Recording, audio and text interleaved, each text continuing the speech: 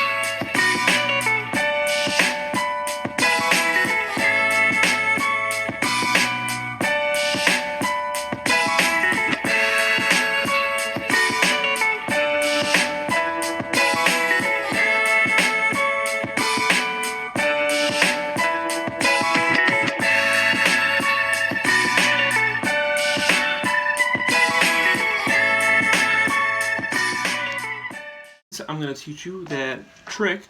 That trick I know is called the 6-9 trick. I really don't know any other name for it, but it uses what's called the pseudo duplicate. Now, I have a 9 here, and I use the black 6 and the black 9. Now, these are, obviously you can see that these are separate suits. This is a club and this is a spade. And for the rest of the trick, we grab the other 9 of clubs and 6 of spades. So with these, what we're basically doing is they look very identical. And if you do this trick right, it tricks them into thinking that they're the same thing, basically being a pseudo duplicate. So to do this trick, basically what you're going to do is you're going to take one of these doubles and make sure that one of them is a club and one of them is a spade. Doesn't matter which one, but they have to be opposites. So you're either going to have the 6 of spades with the 9 of clubs, or the 9 of spades with the 6 clubs. So to start off, you're going to pick a pair and you're going to just place them at random spots in the middle. And I just drop them on the ground. Place them at random spots in the middle, it doesn't matter. Now for the other two, you're going to have one on the bottom of the deck, and then you're going to put one on the top of the deck. Now this is the only setup that you really have to have for this trick. And then from there on out, you should be good. And this is how I usually like to start the trick. I say, okay, here I'm going to grab 2 cards out of the deck, and basically what you're doing is you're looking for the 6 and the 9, making sure maybe not to show it so that they don't get like a too quick glimpse at them. And then you're going to take them out and bring them to the top and say, I have the 6 and the 9 here. Now you don't want to specify that I have the 6 of spades and the 9 of clubs, because obviously when they switch, it's not going to line up, because this is going to be a club and this is going to be a spade. So what you're going to want to do is just say, here I got the 6 and the 9, and you're going to want to mix them up like this.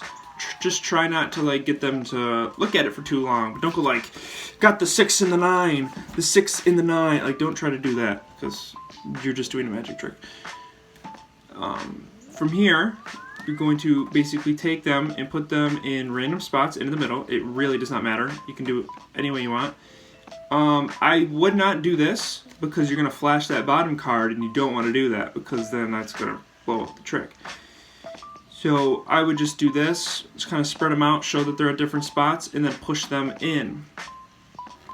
Now from there, you're going to use a little physics to do this. You're going to grab the deck with your thumb on the top like this, and then the rest of your fingers on the bottom. And from here, you're going to want to put a little tension on it so that you're squeezing the deck. What this does is this kind of clamps it in, but leaves all the other cards loose. And what you want to do is you want to make a good motion to launch the cards and catch the rest of the cards in your hand, something that looks like that. Now that card kind of dragged, I had a little more pressure on it, and I got a couple more, so I'm going to try that again. So you just want to have pressure under here and on top, and then light toss, kind of give it a little rub, and then you say I have the 6 and the 9. Now this move is going to take practice, because obviously you can see that some cards stick together. So you might want a newer deck, or sometimes even an older deck works a little better because it's so used to like gliding off of each other and whatnot. So yeah. Oh, and if you guys are interested, these cards are Superfly by Gemini Decks. I really like them. It has a modern design to them. I'll put a link in the description if you want to like purchase any cards. I'll send you to some good sites. Maybe I'll do another video on cards of all my card collections. So yeah. So now I'm going to teach you another trick with the same principle. Basically what you're going to do is you're going to look for the 2 kings, and you're going to say, okay, I'm going to set these aside, or even give them to the spectator. So I'm just going to set them right here for a sec. Then you're going to have them select a card. Now this can really be any card. You don't have to force one on them. You can just do that. So 8 of diamonds. Okay, well, yeah. So you just want to maybe give some shuffles, make it look like it's fair, and then you're going to have them pick a card. Now, it can totally be any card. This is actually a good contrasting card to use. What I do is what you're going to want to do is control this card to the bottom of the deck. I do this is I put this card on top, and I give an overhand shuffle. So what you're going to do is you're going to grab by both ends, here and here, and you're going to take your other hand and you're going to thumb off cards. But since your card's on top, I'm only going to thumb off 1, and then I'm going to keep thumbing them off in a bunch of packs, so that when you're done, your card should be on the bottom. Now to like maintain that card on the bottom, if you want to do another one, what I do is I take that and I take some cards up from the top, but I take them from the middle. I don't know if you saw that. So I don't take cards from the back like this, because that's where that card is. I take them from the middle, leaving all these cards in the back in the same order they are, and that jack on the bottom. And then I just shuffle those down onto the top. Once you have that card on the bottom, you're going to want to grab the kings again. I usually just grab one at a time. I put one of them on top, and then I hold the deck like this, and then I take the other one and I put it on the bottom. Now from here, I offset the king so you can see it right here. And that's a very crucial part of doing this, because it's going to get that other card right here, the jack, to latch on. So you're going to want to do the same grip that you had last time with the 6 and 9 trick, and you're going to grab the thumb here, and the fingers are going to go all the way to this jack, because when you toss it into the other hand, this jack is going to come along with it, sandwiching it in between these 2 kings. So when you do it, that jack comes with it right there.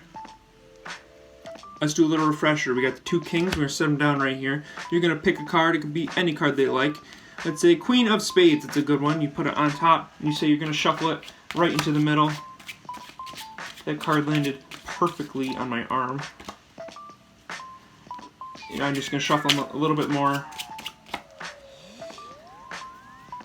Now what you're going to do is I'm going to put the king here, the king on the bottom, get in the grip, make sure you're touching that card, and boom! Rub it around, give it a little magic touch to it. And then you reveal that the card sandwiched in there was their card. That's it for today. Thank you so much for watching. I hope you guys learned something that you can actually use to fool your friends. And I hope you learned something new and something that you enjoy. I'm going to try to be doing these videos more often. I don't know how many I'm going to be doing, but I'm actually going to college next Friday. It's moving day, so that's exciting. But I'm going to have to see with my schedule how many videos I'm going to be able to post. But yeah, just stay tuned. And just let me know what you guys want. Just put down in the comments if you want more tutorials, some vlogs, just talk about Magic. I might do a video on playing cards next of what I have in my collection. And yeah. So, stay awesome, guys, and thank you for watching.